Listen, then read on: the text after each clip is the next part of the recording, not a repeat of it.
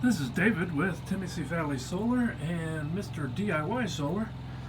I am here with this diesel heater that I've been working on.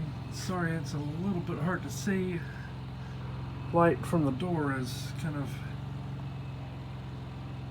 making it hard to see the heater, but I've got this shelf that I've screwed to the wall right here, and I've got the heater sitting on it, and I've got these ducts that I installed in the wall. There's a wall plate that's on the other side of the floor right here, so these two ducts are on the either side of this wall, so hopefully that'll help the air circulate.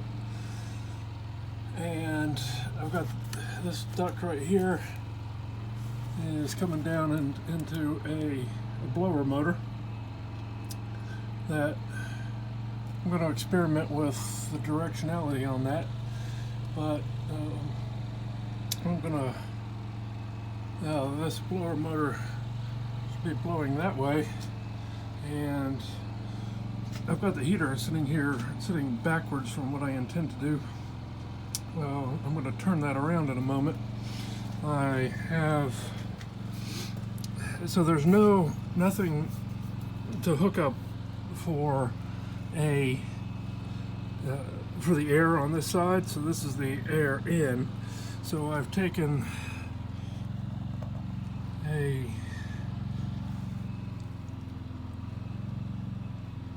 this collar here. It says it's a duct board starting collar. It's got these little fingers on it, and I've used foil tape to tape that onto the back of the case here. So this will hopefully allow me to hook the duct up onto here, and I'm going to have to step this down to the smaller duct size that I'm using, but this should be the air input, and then on the other side I'm going to hook up the air output. So I'm going to finish taping this up and trying to seal around the outside edges of this so that the air will circulate appropriately, and I'm going to continue the video here after I get this finished taping up and sealed up. Then I'm going to turn the heater around and show you what I'm doing for the other side. And I have it all hooked up to the hoses. I'm sure somebody in the comments is going to chime in and tell me that I've violated every rule of running ductwork known to mankind. However, I have it installed and I hope it's going to work. I have it elevated up off the ground somewhat because I wanted to have the ductwork as short as I possibly could get it, but I did not want it to be any higher up than it is, because you have to be able to get the gasoline, the diesel, into the top of the filler cap right there. So I've got the ductwork in, and technically all I need to do is get power to this thing and it should start producing heat. So I've got a battery that I'm probably just going to bring down here and just hook it straight up to a battery and get it running that way, and start running the power up top. So I'm going to get the wire routed. Probably have to drill a hole through there and then run it up through the floor and get it hooked up upstairs. So I guess to start out with, I'll probably just go with the battery and get it running that way, and hopefully this is what we need to start producing some heat. Alright, well, I am going to go see if I can't get it running, and then I will attach a video of it running and hopefully blowing heat. Alright, thanks. And I'm here with the heater that's running and clicking away. It's currently producing heat. I've got about 55 degrees Celsius coming out right here. That's going to be about 131, 132 degrees, up to 56 degrees Celsius.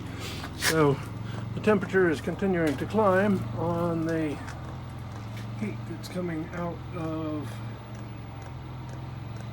the heater here, and it's just clicking away. I also have hooked up a little motor controller here that will allow me to adjust the speed of this blower motor here. So I've got it turned down pretty low.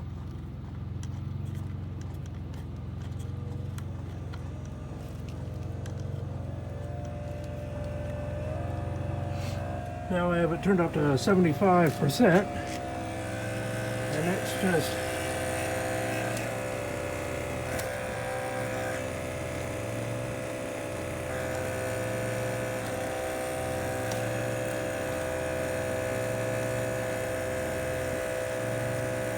firing away right there. I'm going to turn this down.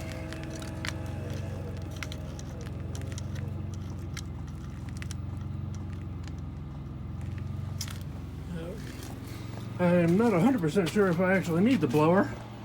I actually do have heat coming out of the floor upstairs.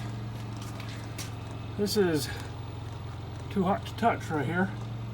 I'm going to have to figure out if I can insulate this ductwork right here somewhat, and figure out how to insulate this somewhat to help maintain some of this heat. But this looks like it is working. And I'm going to take the, turning up the speed on the fan seems to have cooled things down a little bit. So, yeah, it's going to climb back up again. So the fan actually looks like it does work well to get some of that heat out of the engine a little bit more efficiently. So I'm hoping, I'm going to have to double check to make sure that the fan is okay with the temperatures that are coming out of the motor, but it is working well, and I used my hammer drill to put the pipes through the wall right there. And this battery setup is very temporary, just to see if I can get it running. And I'm going to show you the exhaust on the outside. It's kind of a test right now, but this is the exhaust that I've got hooked up, and you can hear it.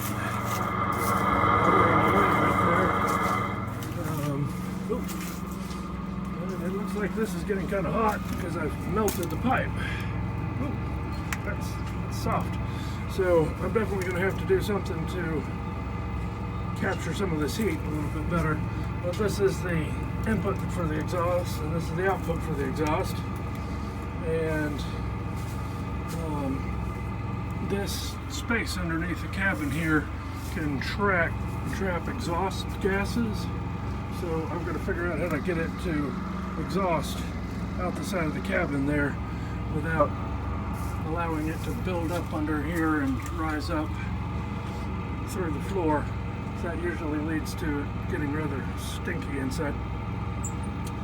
So I'm going to go inside and shoot a video of the temperature of the floor, or what's coming up inside, and I'll add that in a second.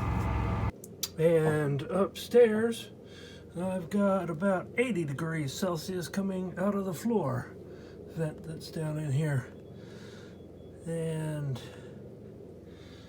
that that's even without the fan blowing. So it's actually seeming to work really well without even having the fan on. So I'm thinking that this is going to be a success. I have the output of the heat right there, and the air return is right there, and the heat comes out here. So that's 79 degrees Celsius right now, which is producing some pretty good heat. So I'm going to say that this heater project has been a success, and we are producing some heat. And this is my last update to this video. This heater's been running all night, kept the cabin pretty nice temperature. I have it turned down relatively low,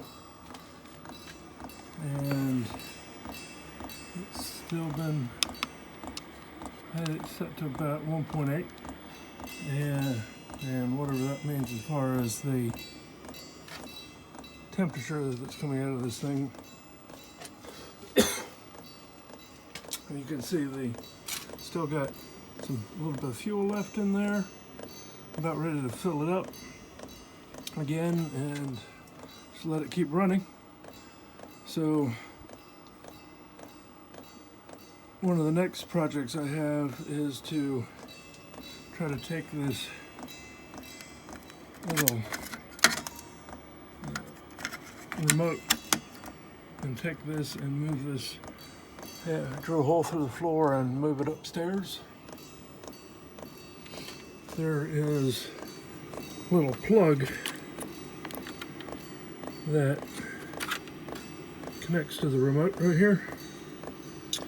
Oops, there it is. And I'm going to try to figure out what type of plug this is and see if I can't just make an extension cord for it instead of having to cut the wires and extend that. If I just buy a male and female version of this and just make an extension cord, allow me to move the remote upstairs, I'll be able to control it without coming down here to mess with the heater. And that would be cool. And then I do not have the motor hooked up right now. The little blower fan seems to have been blowing okay without even having the fan in there, so I'm going to see how things go with that. I'm going to need to wire the motor controller to be upstairs mounted somewhere.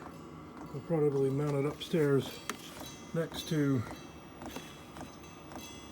the remote there and be able to control the speed of the fan on the little blower motor and be able to turn that on and off.